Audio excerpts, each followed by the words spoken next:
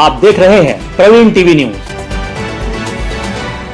Telecom factory की 70 एकड़ जमीन को बेचने का मामला दिनों दिन तूल पकड़ता जा रहा है, जिसके बाद आज जिला प्रशासन सक्रिय हुआ और टेलीकॉम फैक्ट्री के बेचे जाने की हकीकत और सच्चाई जानने के लिए कलेक्टर दीपक सक्सेना ने रविवार को फैक्ट्री की जमीन का औचक निरीक्षण किया।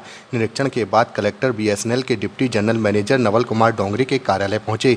इसके बाद जमीन के मालकाने हक के संबंध में कलेक्टर ने डिप्टी जनरल मैनेजर से जानकारी ली। इस मौके पर कलेक्टर दीपक सक्सेना ने बताया कि टेलीकॉम फैक्ट्री की 70 एकड़ जमीन पर पूरी तरह से मालकाना हक अभी BSNL का ही है और इसको लेकर मामला हाईकोर्ट में विचाराधीन भी है।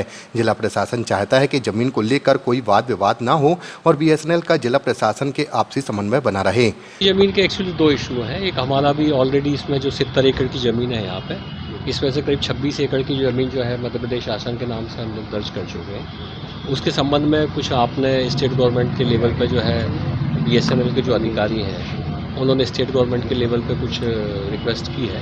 उसके संबंध में मुझे चर्चा करनी थी। एक तो मैं उसके लिए आया था और दूसरा अखबारों में कई दिनों से इसके बारे में खबरें प्रकाशित हो रही हैं, उसके संबंध में डिस्कस करने के लिए आया था। तो सर किस तरह की चर्चा हुई है? देखिए, जो अखबारों में जो खबरें निकल रही हैं अभी वैसी स्थिति नहीं है। ये जो 70 एकड़ ज़मीन है अभी ये BSNL के कब्जे में है, उनके पोजीशन में है और उनकी एक नीति है। भारत सरकार ने जो नीति डिसाइड की है वो डिसइन्वेस्टमेंट की एक नीति है। उस नीति के तहत ये ज़मीन का निष्पादन जो है, मतलब डिस्पोजल करना जो है, वो उनका प्रस्तावित है।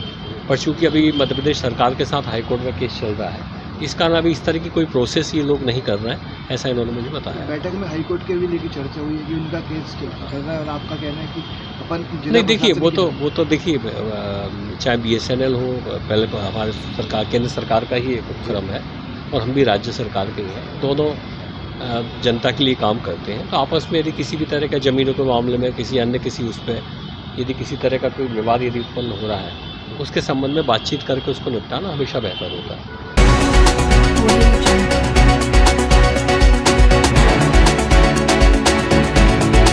आप देख